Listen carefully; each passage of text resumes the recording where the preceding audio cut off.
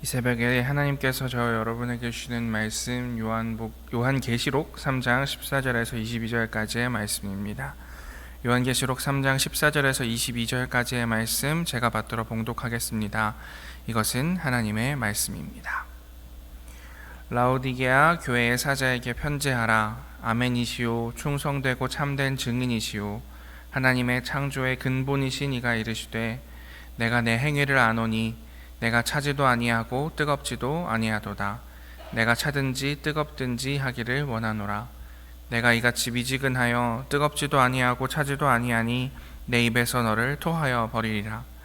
내가 말하기를 나는 부자라 부요하여 부족한 것이 없다 하나 내 곤고한 것과 가련한 것과 가난한 것과 눈 먼 것과 벌거벗은 것을 알지 못하는도다. 내가 너를 권하노니 내게서 불로 연단한 금을 사서 부요하게 하고 흰 옷을 사서 입어 벌거벗은 수치를 보이지 않게 하고 안약을 사서 눈에 발라보게 하라. 무릇 내가 사랑하는 자를 책망하여 징계하노니 그러므로 내가 열심을 내라.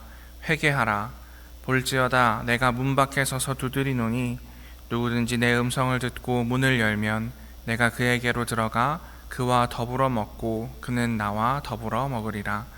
이기는 그에게는 내가 내 보좌에 함께 앉게 하여 주기를 내가 이기고 아버지 보좌에 함께 앉은 것과 같이 하리라. 귀 있는 자는 성령이 교회들에게 하시는 말씀을 들을지어다. 아멘. 오늘 요한계시록 3장 14절에서 22절까지의 말씀을 가지고 사랑하는 자를 책망하여 징계하노니 라는 제목으로 하나님 말씀 나누도록 하겠습니다. 오늘은 어느새 소아시아 7교회에 보내는 편지 중 마지막 편지 7번째 교회 라오디게아 교회에 보내는 편지입니다.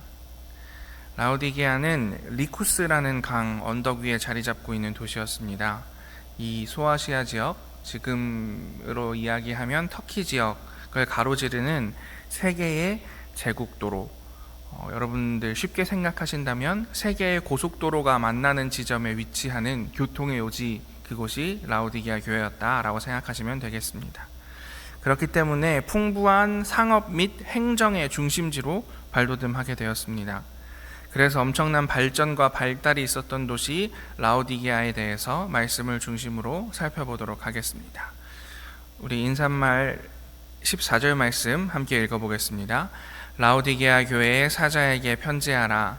아멘이시오 충성되고 참된 증인이시오 하나님의 창조의 근본이신 이가 이르시되 아멘. 이 편지에도 수신자와 발신자가 먼저 등장합니다. 받는 사람 라오디게아 교회의 사자입니다. 보내시는 분은 그리스도께서는 자신을 아멘이자 참된 증인이자 하나님의 창조의 근본이라고 표현하고 계십니다.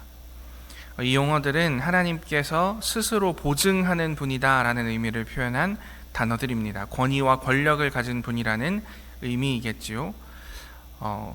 17절, 18절에서 한 번 더 살펴보겠지만 이런 표현을 사용하고 계시는 이유는 그곳이 은행업으로 굉장히 유명했던 도시였기 때문입니다.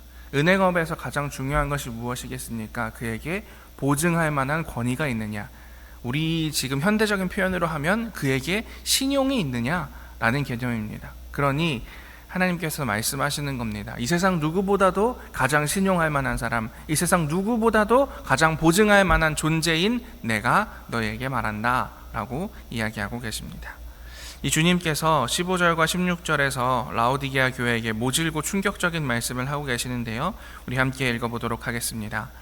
내가 내 행위를 아노니 내가 차지도 아니하고 뜨겁지도 아니하도다. 내가 차든지 뜨겁든지 하기를 원하노라. 내가 이같이 미지근하여 뜨겁지도 아니하고 차지도 아니하니 내 입에서 너를 토하여 버리리라. 아멘. 아주 단호한 말씀이 이 교회에 내려지고 있습니다. 너는 차지도 않고 뜨겁지도 않다. 내가 차든지 뜨겁든지 하면 좋겠다.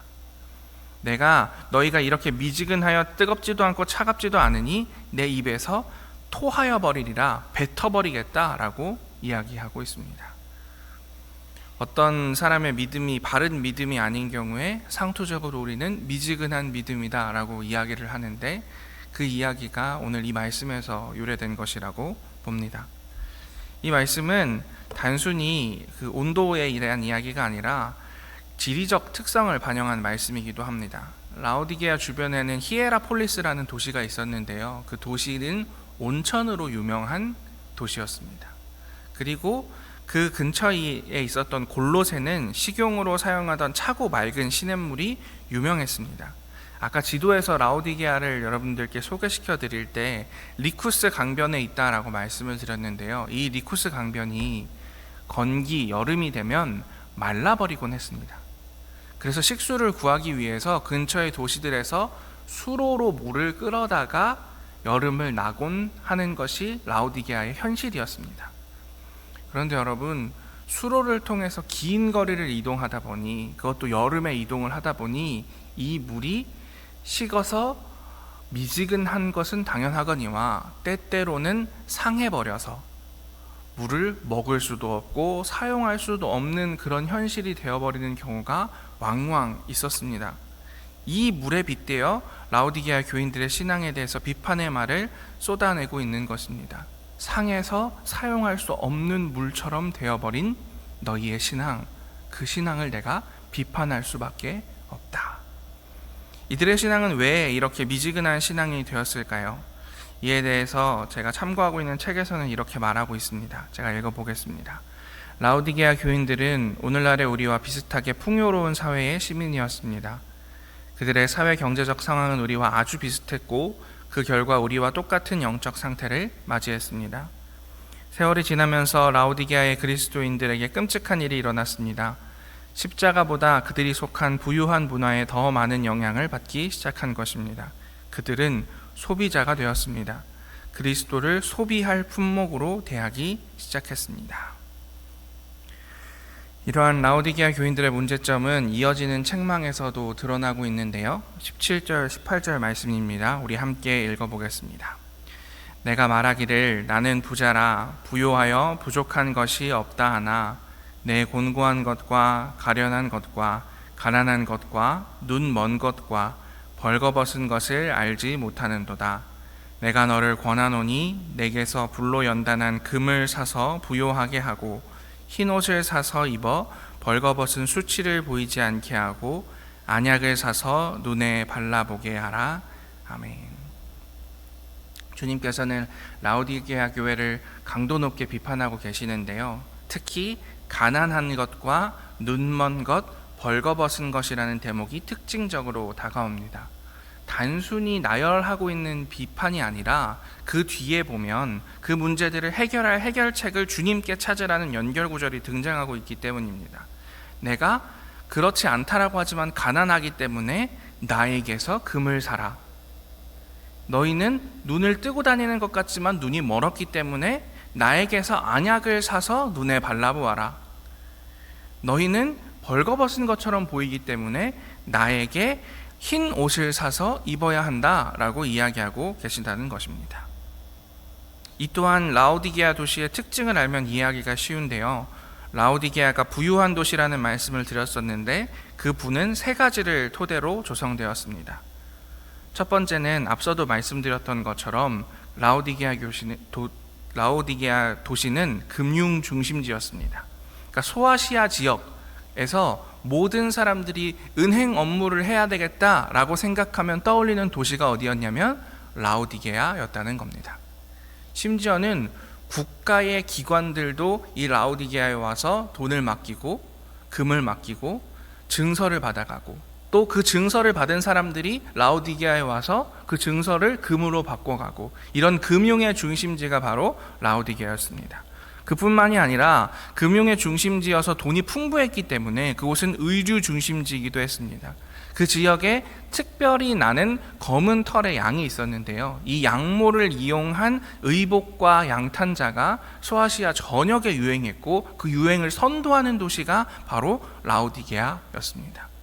그리고 이 라오디게아는 또 의료로도 굉장히 발전한 도시였는데요. 그 지역에서 나는 약 암석이 있었습니다. 이 돌을 갈아서 만든 안약이 로마 시대의 그 전역에 아주 유명한 안약이었습니다. 돈, 패션, 의술, 이 세 가지의 성공으로 라오디게아 도시의 사람들에게 풍요와 번영이 찾아왔습니다. 그런데 그들이 누리고 있는 현실과 정반대의 반어법적인 의미로 주님께서는 너희는 가난하고 눈 멀었고 벌거벗었다라고 말씀하고 계시는 것입니다. 그들은 부유함에도 불구하고 곤고하며 가련합니다. 의사가 있고 안약이 있는데도 그들은 눈 먼 상태입니다. 옷이 넘치게 많은데도 그들은 벌거벗었습니다. 그들에게 필요한 것은 무엇입니까? 그들에게 이것이 없었기 때문에 그들은 가난하고 눈 멀고 벌거벗을 수밖에 없었던 것입니다. 그것은 바로 주님이었습니다. 그들의 문제를 해결할 수 있는 것은 돈도 아니고 멋도 아니고 건강도 아니고 내게서, 예수 그리스도에게서만 그들에게 결핍된 것을 해결할 수 있다라고 말씀하고 계십니다. 이런 큰 문제를 가지고 있었던 라오디게아 교회의 주님께서는 이어서 놀라운 말씀을 하고 계십니다. 우리 19절 20절 말씀도 함께 읽어보겠습니다. 물은 내가 사랑하는 자를 책망하여 징계하노니 그러므로 내가 열심을 내라 회개하라. 볼지어다 내가 문 밖에 서서 두드리노니 누구든지 내 음성을 듣고 문을 열면 내가 그에게로 들어가 그와 더불어 먹고 그는 나와 더불어 먹으리라. 아멘.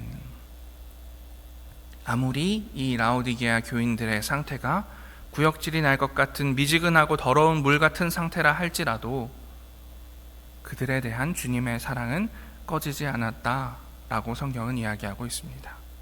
이렇게까지 내가 모질게 너희 라오디게아 교회에 말하고 있는 이유는 내가 너희를 사랑하기 때문이다. 사랑하는 자를 책망하여 징계하기 때문이다 라고 예수께서는 이야기하고 계십니다. 사랑하기 때문에 너희에게 책망도 하는 것이다. 그리고 뒤이어 20절에서는 저는 개인적으로 신약 성경에서 가장 놀라운 초대의 말씀 중 하나라고 생각하는데 주님의 자비로운 초대의 말씀이 이어지고 있습니다. 책의 이야기를 들어보시죠. 주님의 모든 꾸짖음과 질책과 가격한 말씀 끝에는 어떤 물리력 행사도 없으십니다. 주님은 들어오시라는 우리의 초청을 기다리며 서 계십니다. 그분은 누군가의 삶에 쳐들어가시지 않습니다.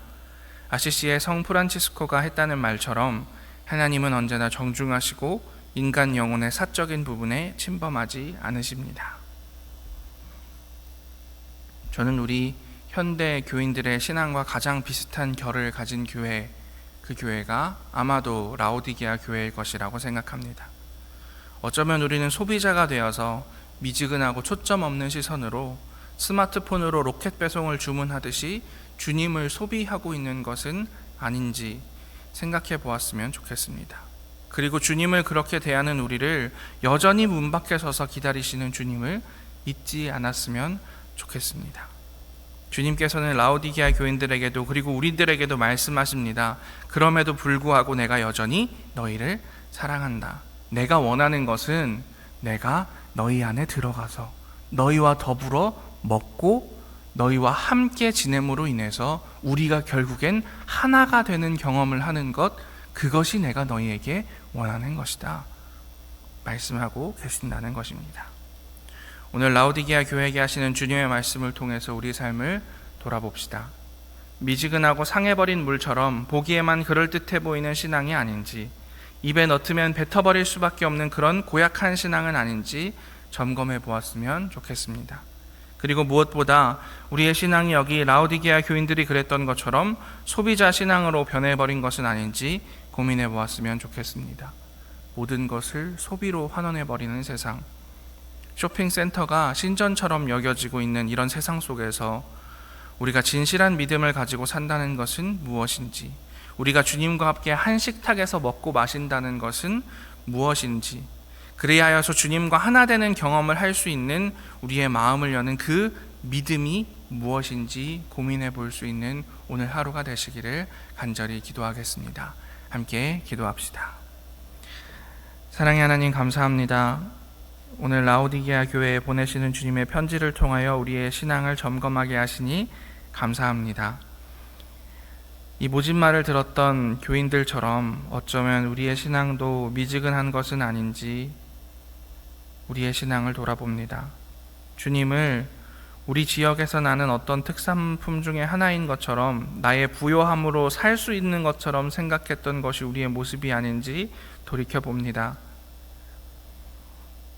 이 처절한 반성 끝에 우리는 주님 앞에 나갈 수 없다라는 결론에 다다르는 그 지점에서도 주님께서는 여전히 우리를 기다리시며 사랑한다 고백하신다는 사실 또한 느끼게 됩니다. 하나님, 우리의 삶, 예수 그리스도를 맞아들이는 삶 될 수 있도록 인도하여 주시옵소서. 주님과 함께 더불어 먹으며 주님과 하나 되는 경험을 할 수 있는 우리들 될 수 있도록 인도하여 주시옵소서. 그리하여서 주님의 뜻에, 주님의 바람에 걸맞는 삶을 살아가는 좋은 열매 맺는 우리 삶 될 수 있도록 인도하여 주시옵소서. 모든 말씀 예수님 이름으로 기도합니다. 아멘.